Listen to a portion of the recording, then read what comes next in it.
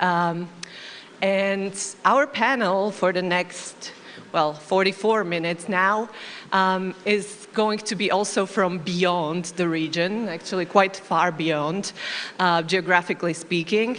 And we are going to be talking about how we can address this problem of online harms or of negative impacts and consequences of the fact that we are all connected and that we live large part of our lives online. So we're going to try to unpack that. And I am a Mozilla fellow, and Mozilla has a manifesto in which I think it quite well describes this issue, the fact that the internet has been used to magnify divisiveness, to incite violence, to promote hatred, and to intentionally manipulate facts and reality. I think we've heard quite a bit about that yesterday and today.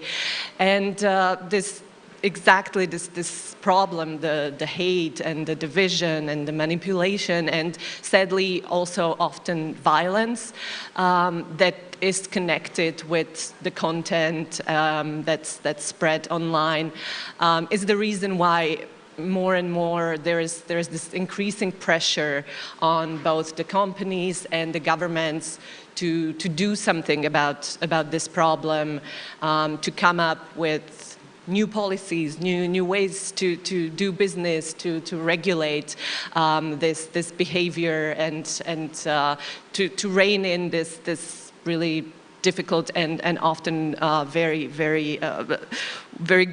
the problem with very grave consequences.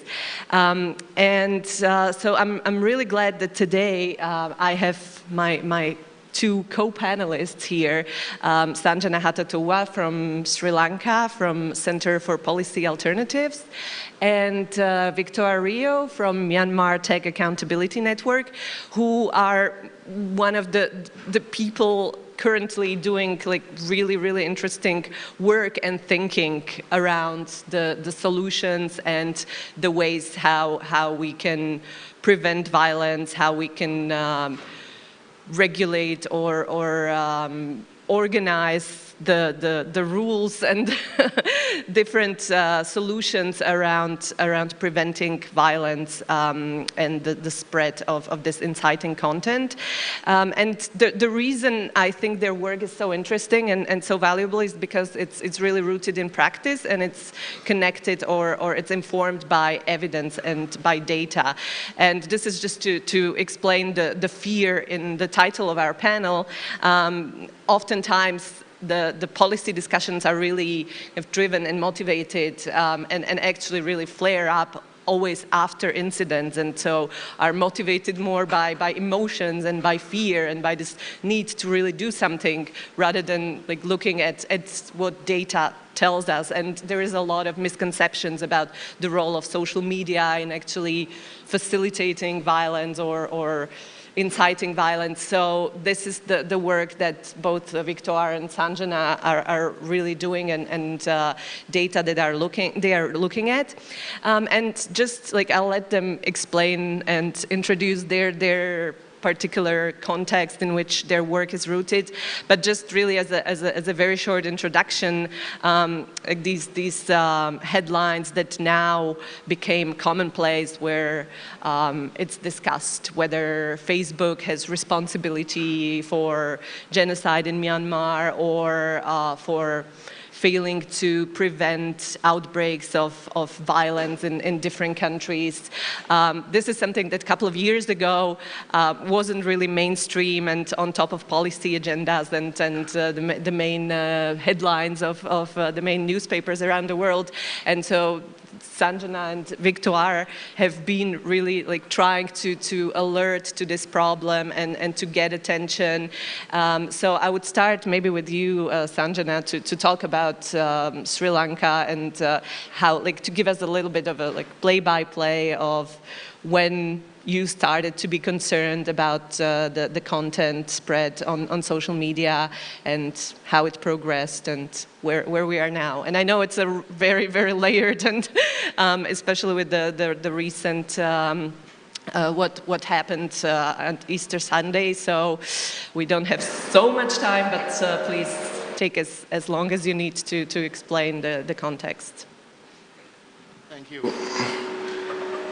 Thank you, and thank you to the organizers as well for inviting me.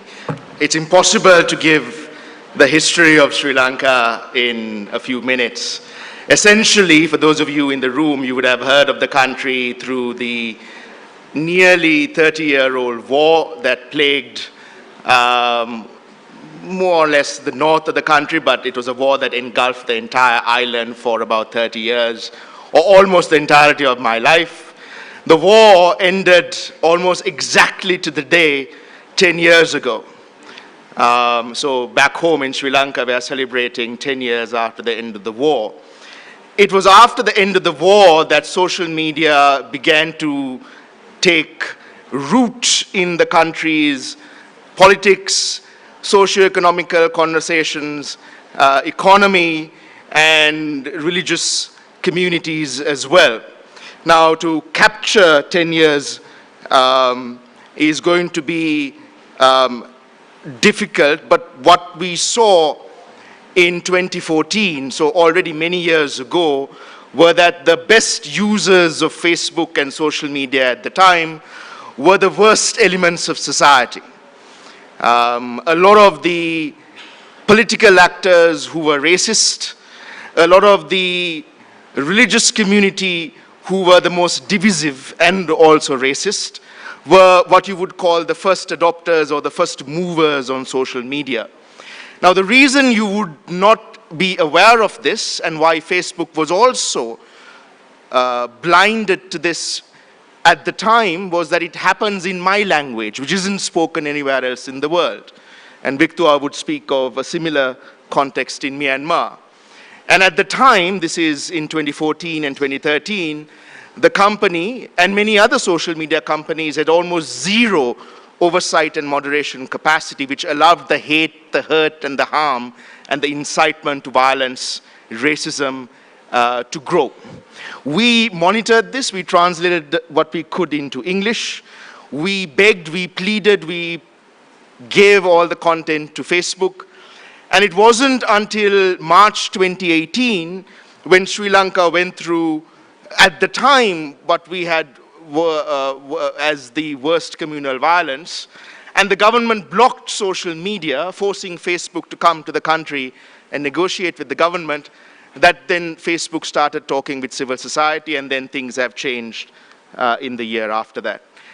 So it's been an interesting journey with social media.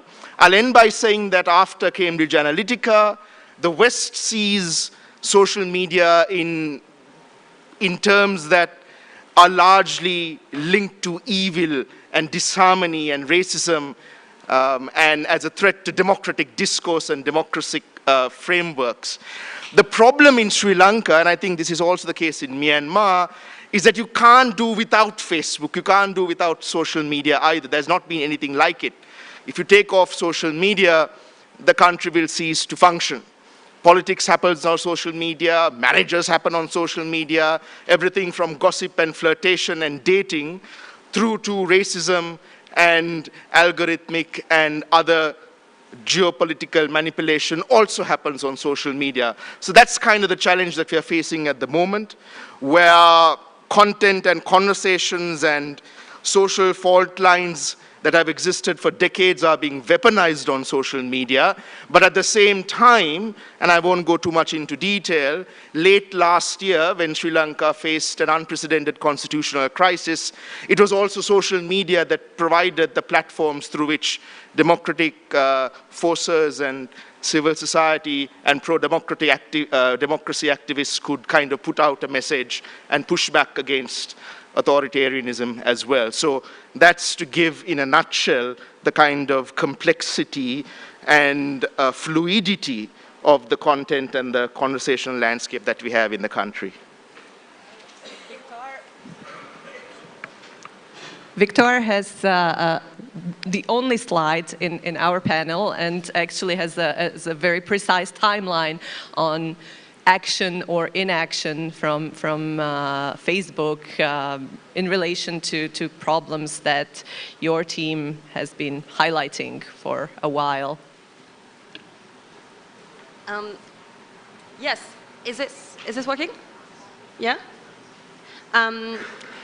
Yes, so as Stefania mentioned earlier, I'm based in Yangon in Myanmar. I've been there for a few years working with civil society groups that are raising alarm around hate speech and disinformation campaign. I imagine a lot of you have heard about what's been happening in Myanmar over the past few years, the Rohingya crisis, and how many of the Rohingya community have left the country to Bangladesh following a pretty hard military crackdown.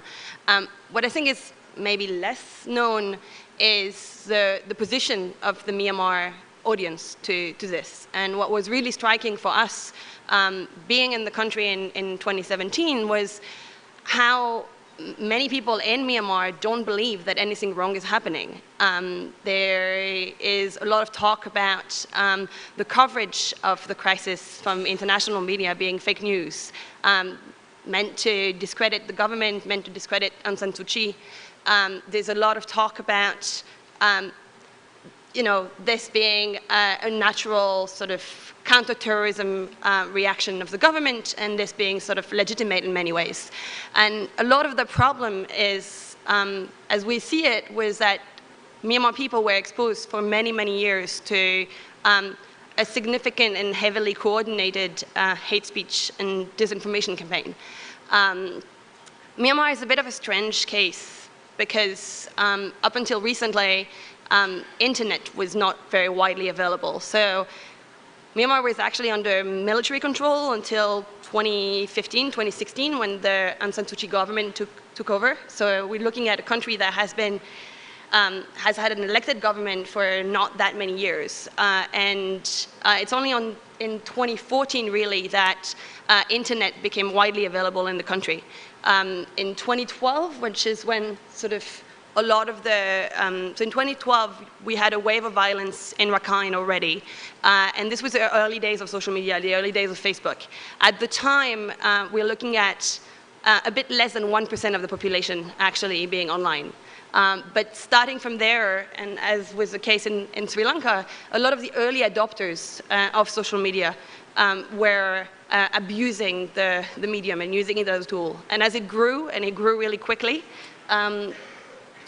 we started seeing these actors sort of really weaponizing the platform to push the narrative.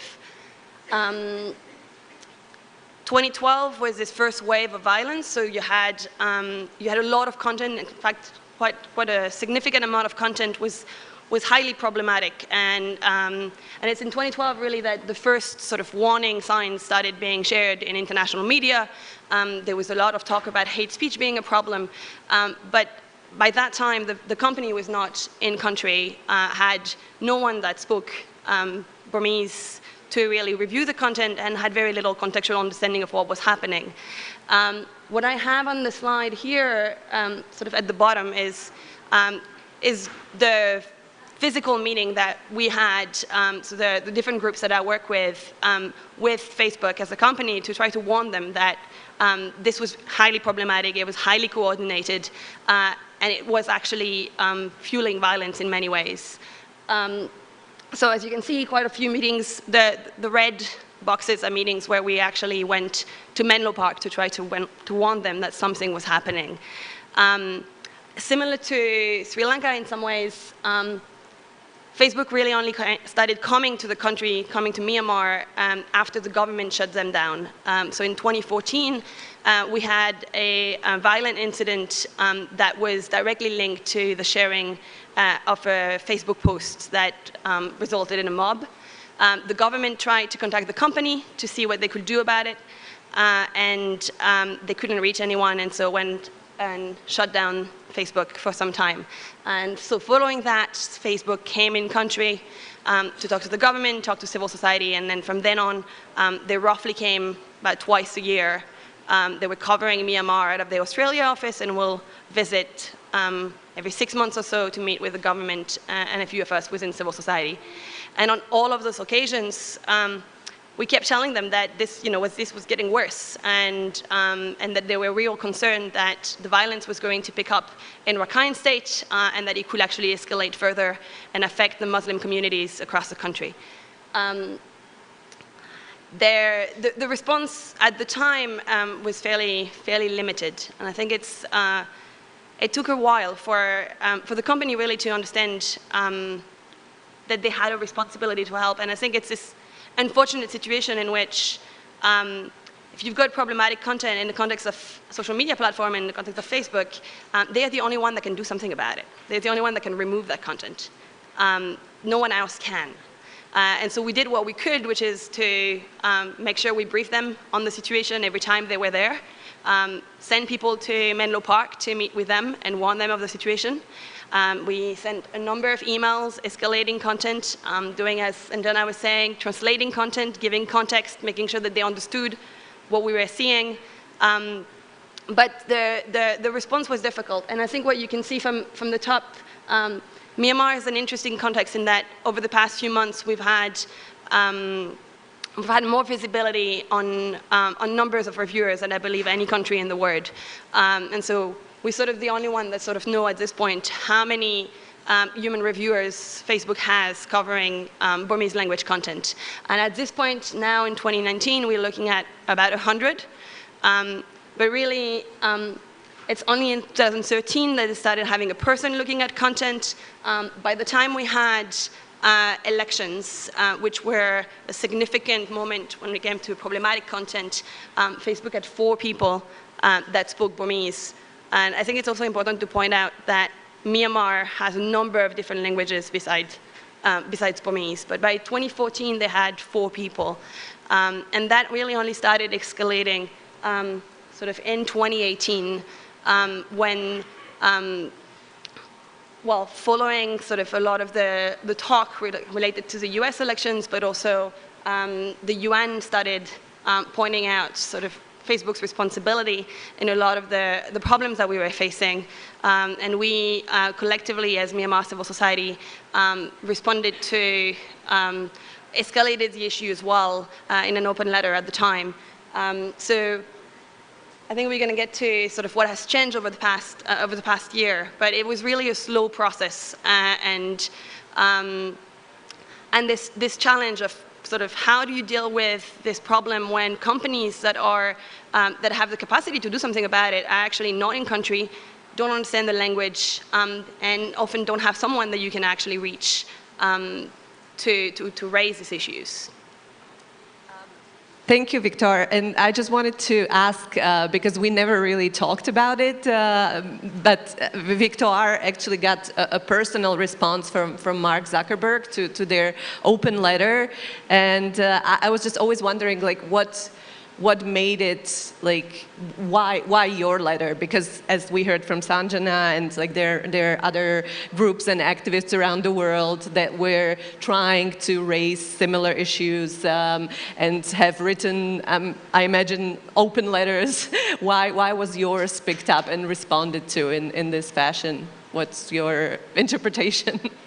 I think anybody that does advocacy work knows that the good timing is the good timing.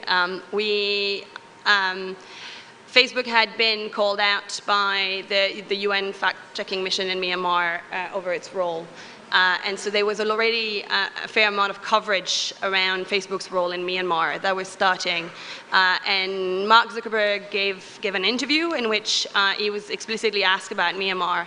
And his response to this interview was to talk about how their systems had been able to detect a number of problems and address these problems. And unfortunately, it turned out that a lot of the problem that he was actually referring to in this particular interview was an incident that I had personally escalated.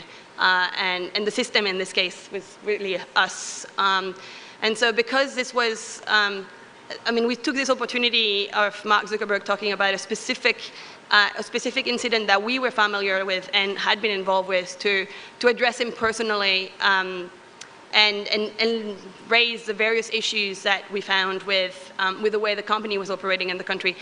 based on that particular incident. So it was very targeted in response to his description of what had happened.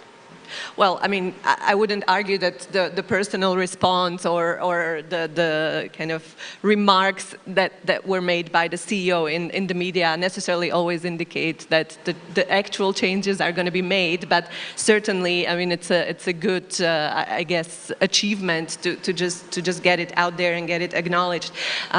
Going back to you, Sanjana, in terms of the changes that you see now as a result of the experience of 2018 and the response to it, both by government and by Facebook, were you able to actually see like some systematic changes in the way they approach this type of content? And yeah, like, can you give us a little bit of a insider info on that? Yeah, I also want, because I don't think that the session title has Facebook on it. So I want to push back on the questioning on Facebook, because I think the real information landscape is a bit more complicated, complex, and challenging. The academics in this room would know that even if you're talking about a specific country, context, community, or region, that there is a complex interplay between social media, language, demographics, economics, and histories as well. So while Facebook is the most popular in the country, it's by no means the only problem that we are dealing with. And there's a complex interplay, for example, between YouTube comments and Twitter and Facebook and WhatsApp and instant messaging, both in English and in my language. So that's just one clarification. In terms of what's concretely changed in the past year, it's almost hilarious to say this, is that they have now devoted some resources to the country. From a baseline or a foundation of absolute marginalization, and not heeding our reports and our data-driven evidence that flagged that what did occur would occur. So now there is, we don't know how many numbers, but there is assurances repeatedly given that there are more familiar with Sinhalese in particular looking at the content. There are escalation channels for civil society, trusted civil society actors, so that what they see on the ground, because they are the most familiar with the context, can be channeled up and escalated to Facebook for them to take action. We have helped with the translation of community guidelines and the fleshing out of the community guidelines as well. We have been called to assist with certain things that Menlo Park and Facebook HQ are contemplating around countries like Sri Lanka and Myanmar, because these are volatile countries anyway. Let me also assure you that nobody I've spoken, and this I think is our experience, Facebook is an interesting company where at least the people I've spoken with are deeply concerned about the country's, the company's technology impacting the country's violence. The problem always seems to be with senior management, who seem to be living in a parallel universe with different realities. And this growth hacking for years taking primacy over the conversational health, particularly in countries like ours, which matters a great deal. And finally, I think Facebook has now management positions based in the region, which didn't exist before a year ago, staffed by Sri Lankans, familiar with the politics and the context of Sri Lanka, working at Facebook. That makes a difference. You now have people the government can reach out to, civil society knows who is responsible for the country. We didn't have those positions. We didn't even know who to address, really, whether it was Dublin, Menlo Park, California, Singapore, or Indonesia. So that has concretely changed, and they are now proactively looking at the kinds of things like the Easter Sunday attack. And that was against the Christians on the 21st of April. Sri Lanka, as you know, and probably in the audience also know, has been now through cycles of violence since the 21st. The situation is extremely volatile, and now the violence on the ground is against Muslims. And earlier this week, we had the worst communal violence against Muslims in the country for a very long time. And Facebook has been monitoring this. They have been proactively pushing back on content. They have been proactively deleting content. And they're working with a lot of us on the ground in Sri Lanka, in our language, to ensure that their platforms and technologies aren't used for violence. Now, the problem is with the Facebook technology as well. Because I'll just end by saying that one of the issues that we are facing at the moment is that the migration of violence and incitement to violence and hate is moving to WhatsApp. And academics can't study it, and as a company, Facebook can't monitor it because it's obviously end-to-end encrypted. So the company is struggling with that shift, as is civil society, as is government, and that's an open conversation, I think. Thank you. And because you brought up other networks, is there any similar kind of change? And I believe that you are also liaising with them. Is there also this kind of progress in the way they are approaching these issues? Yes, very much so. In conversations with Twitter, there is a country-specific focus now. Twitter is dwarfed by the use of Facebook. And it's also in the information, what you call ecology, in the way in which the two platforms are used.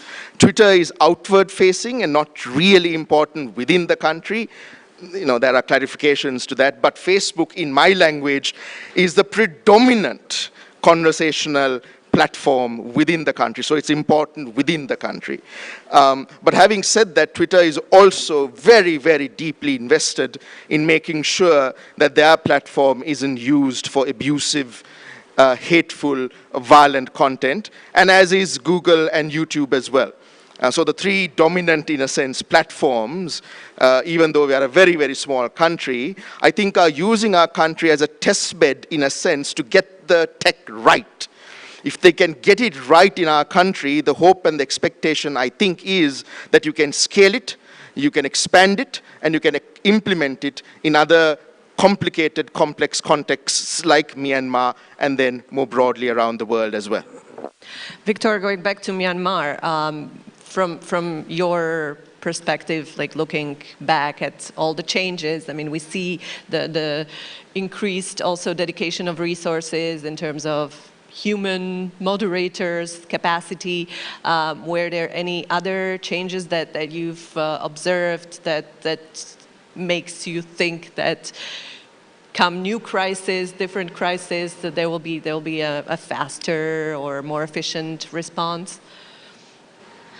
I think similar to Sri Lanka, really, what we've seen is an investment in context, which did not happen before. So bringing in staff that are from Myanmar onto the teams, the various teams, whether it's the public policy, the content policy.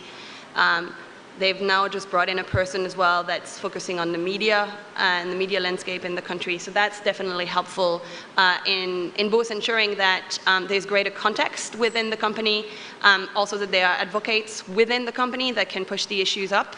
And it's also one of the things that was really important for us was a lot of the activists that are monitoring the situation and actually responding to the situation on the ground don't have necessarily a good knowledge of English. And it's really critical that they're able to address somebody and escalate something.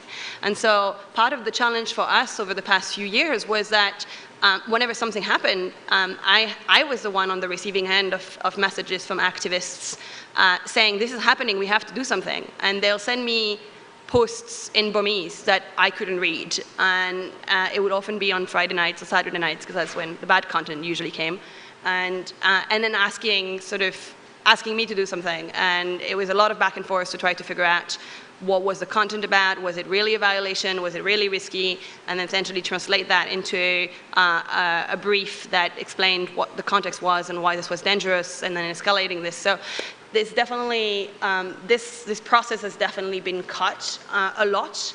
We now have an ability to escalate problems and an ability to talk to people that actually speak the language. So that's definitely a plus. I think the challenge that we've also seen, and I think similar to Sri Lanka, a growing move towards trying to leverage technology more in detecting some of that content. And the challenge is that a lot of our languages, and this applies to Sinhala as well as Burmese, there's not much that has been done with these languages in terms of natural language processing and any of that. And so they're pretty language poor in some ways. And that's made it quite complicated, and that their ability to sort of leverage automation is still far from perfect. And so what we're seeing is there's a lot more moderation happening, but we also see this affecting the press primarily. So one of the things that's been a huge issue recently has been the sort of the use of, there's a number of banned actors in the country, one of which being one of the Buddhist monks that's behind one of the nationalist movement. And he's banned from the platform, and so is any praise or representation, but he's still giving a lot of public speeches, and the media has to cover him. And so we've had a number of issues in which sort of media or journalist posts are getting taken down because they use a photo or a mention of his name. And so there's a lot of work still to be done around sort of how do you increase the accuracy of a lot of these technologies.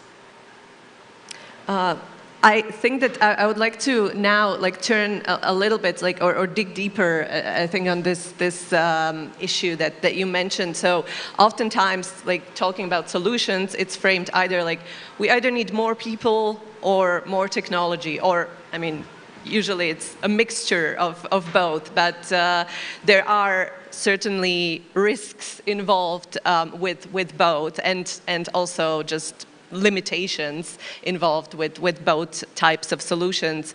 And so I just wanted to kind of ask a more general question about these risks. So what do you see as potential kind of negative consequences of relying too much on the technology to prevent, let's say, upload or certain content from being online, or certain groups or people affiliated with certain networks to be online, versus having some more artisanal approach to the content problem and the content issue, whichever. Yeah, I mean, this is certainly a challenge, and it's particularly a challenge in a country like ours, where the languages are not something that lends themselves yet to a lot of automation. So it's also countries where, if you want to talk about AI and machine learning, you need to have good data sets, good training data sets. And unfortunately, because human moderation was problematic for a long time as well, that's not necessarily there. And so it's going to take some time for accuracy to be raised up. And I think one of the other, it affects the media quite a lot, and that's a big problem. It's also problematic when it comes to sort of content that might actually serve as human rights evidence, having that content get removed. And where the problem really is there is that, when that content gets removed, where does it go? Because if that content gets deleted forever, then we've got a problem. So a lot of the things that we've been talking about with the company and more broadly is, how do we bring more transparency into this discussion?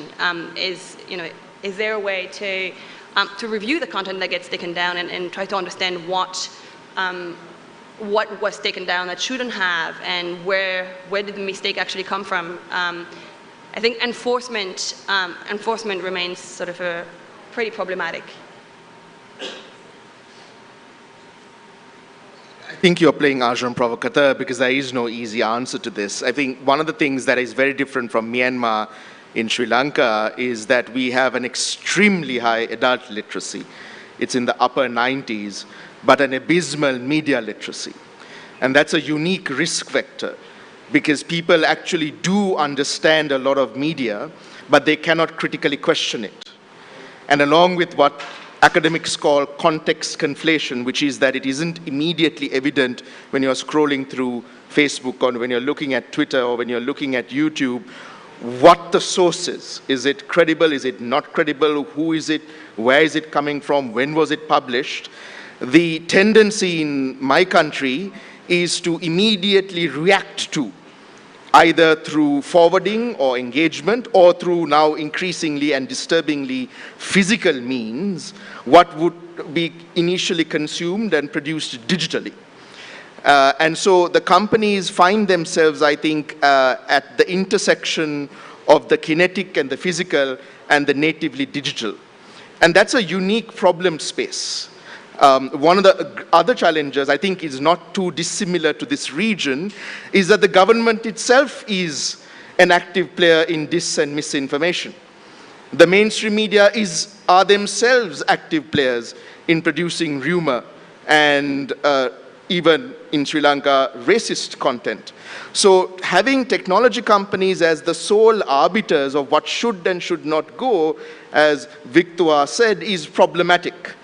And we are dealing with companies who are themselves only barely getting to know what the nuances and the context of the country is. How on earth can we trust them to be the arbiters of what should and should not be on these platforms? So I think conversations with government, certainly, with civil society, and technological adaptation of things like machine learning with the kind of challenges that we have, which is our language, in the years to come, I think is necessary.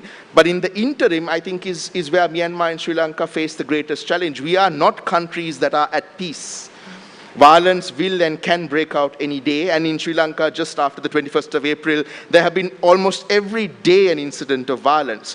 What do tech companies do in these kinds of contexts, I think, is a real question, that the urgency of which, as Martin Luther King said, the urgency of now is, I think, what is so resonant in countries like ours to deal with this crisis.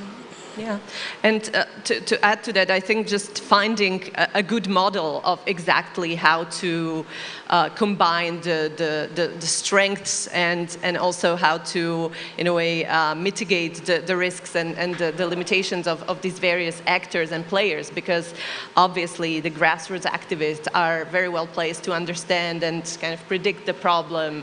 Then that doesn't really scale very well with technology, and then technology companies have this, like bird-eye view, and they see what's happening on their platforms, but the data are not necessarily shared with anybody, and then governments could and actually have the mandate to, protect the security and protect human rights, but do not always live up to that mandate. So is there any model or anything either already existing or being proposed of how to combine the collective strengths of these different institutions and actors that we have that are engaged on this from your perspective?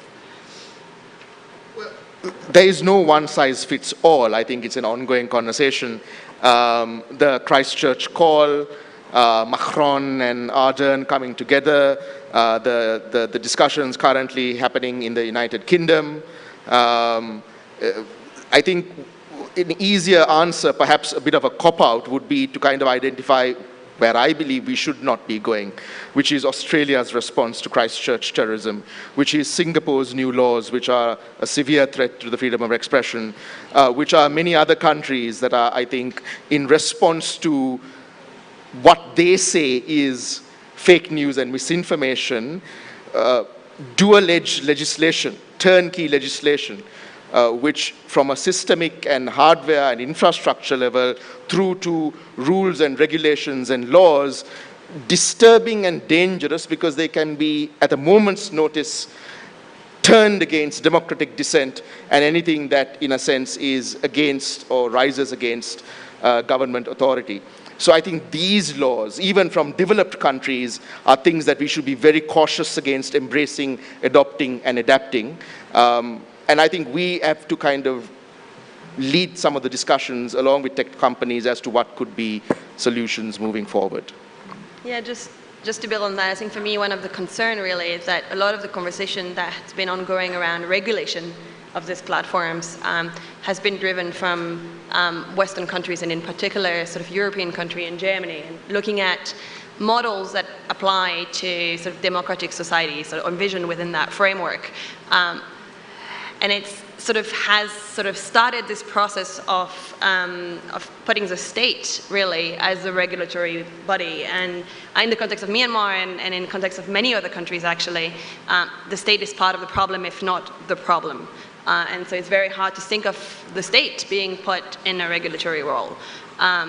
In fact, we have a number of laws against defamation and all these things, and they're constantly being abused to put journalists, activists, and anybody that speaks up against the government, really, in jail. So the concern that we have is exactly this, and we are seeing already some developments in Singapore. Vietnam is also quite a scary one, because they're requesting now the companies to host all of their data in country so that they can get greater access to it. And what we've already seen in Vietnam as well is companies such as Facebook sort of responding to government pressure and sort of not showing content in Vietnam, but maybe showing it outside. And so in some ways what we're seeing is sort of a closing up of the civic space. And in these countries that actually desperately need to have a more open civic space, that's a major problem. Yeah, and to bring this back to the region, I think that it's not only Singapore or Australia that are, these countries that are contemplating bringing new regulation to really clamp down on illegal, but also not illegal, but harmful content online. And so this would be, I think, also a discussion and kind of a topic for the activists in the region and in the European Union to really closely follow, because yes, as I said, there's often this sense of urgency and this almost emotional kind of like we have to do something rather than looking at what we know and what we don't know. And so, I mean, the last, really, we have three more minutes before we give you the opportunity to ask questions. So this is more also a provoking question or a question that I'm not really expecting a very clear answer on, but is it really, like, can we have it all? Like, is it possible to have the freedom of expression and also a freedom to be, safe online and offline,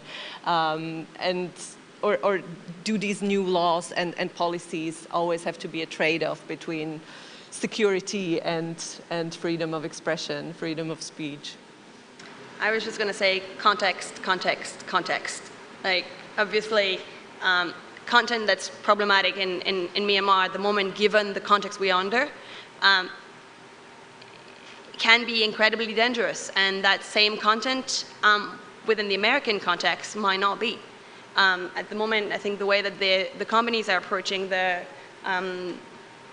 framing is that it's looking at sort of global community standards, but the contexts are very different, and things that will be potential attack on freedom of expression in the US actually can lead to a riot in Myanmar. And so I think that that's something that it's quite difficult to know exactly how we should be bringing context into the conversation. I think there's a lot of discussions ongoing around what that could look like, but no one's really found a satisfactory answer yet. But context matters. Context matters quite a lot. Well, I think there's something called the law of unintended consequences. What we are seeing now is a problem space that has been largely a Frankensteinian monster that is the consequence of the likes of these social media companies, as I said earlier, giving primacy to growth and profit over everything else. And it is only now that they are realizing that what we talked about from small countries, insignificant countries really, are of utmost importance, because it goes to the heart of a business model that is simply not sustainable for them, because the toxicity is so much that they are now facing criminal culpability and liability in the countries of origin. So, I mean, it's one thing to say, I wish you could have listened to us, but I think the simple answer to your question is, I suppose these questions would have been asked in the time of the Gutenberg, and when television was invented, and when radio was also prevalent, and then the telegraph, and then the telegram, and then the telephone, and then the mobile telephone as well. So these are not new discussions in one sense, but we've got to get it right. I think we can't go back to the Luddite area of saying all social media companies and all social media is bad. I think that it's an iterative, discussion-based and democratic process that cannot, at least in my opinion, be governed or told to us just because we are in the third world. We have equal voice, and we demand a seat at the table that is constructing the future for us. If I may add, I think one of the challenge about putting this discussion around sort of the spectrum from freedom of expression to safety and violence is that, I mean, that applies at the policy level, and to me, one of the big problem with this company is that that's been the center of the conversation for the past 15 years. We've talked about, you know, how do you find the right balance, and that discussion sort of enabled them to basically do nothing and just go around and say, well, you know, if we do this, we're going to be told that that's against freedom of expression, and if we do that, it's, you know, it's not solving the hate speech problem. So they've actually gone and done very little in that regard. And I think we should sort of move away a little bit from this, this discussion of freedom of expression and hate speech and start looking at enforcement. Like what's happening right now is that they continue to be making errors both ways. They have policies that have been established, and the enforcement of this policy continues to be a problem. There are many reasons for that, but I think the more transparency we have, the more oversight we have, and the more we can work together collectively to try to improve enforcement, the better we will be eventually. I would really like to thank both speakers, Sanjana and Victoire. We are out of time. I don't know if it means that there's no time for questions, but I'll defer to the moderator to determine this. And thank you all for being such a great audience. And as we've heard, the last contributions, I think that there's a lot of work ahead. And I think the more people start engaging in these really like policy discussions about the changes to platform policies and the regulation and new laws, the better we will all collectively be. So I encourage you to do that. Thank you very much.